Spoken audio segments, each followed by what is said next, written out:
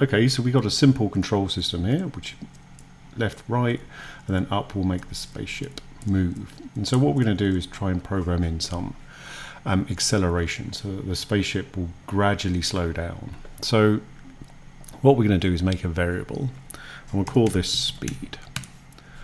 And so what we're going to do instead is we're going to say, okay, well, when the up arrow is pressed, we're going to change speed to 10. And then we're going to move here, speed. So we'll press go. And it still does the same thing, which is kind of what we want. But what we want it to do is we want to move it all the time. We don't want this, we don't want to ask if the up arrow is pressed. We want it to be pressed and then it goes. So we'll put it here.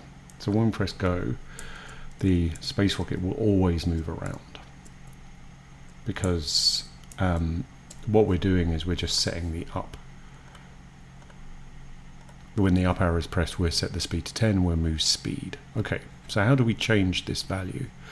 So what we're going to do is we're going to create a new event. We'll create here, and we'll do a forever loop, and then we're going to put an if. And what we're going to say is, well, if the up arrow is not pressed, then we're going to make this go smaller.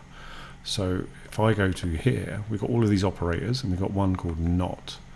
So I'm going to say if the up arrow is not pressed, then we're going to set the speed to something else. But how do we make this go down? And how do we make it go down forever? Well, we're going to have to use some math. So I'm going to use a multiply block. And what we're going to do is we're going to take this and take speed and times it by a decimal. So we times it by 0.9. And what that will do is you can see that it's now changing that number each time. So when we press go, our spaceship will gradually slow down because this number is eventually going to get to 0. If you make this 0.8, for example, that's going to happen faster. So it's going to be less of a kind of a movement. If you make this 0.99, do it properly, 0.99, then it's going to take ages to slow down.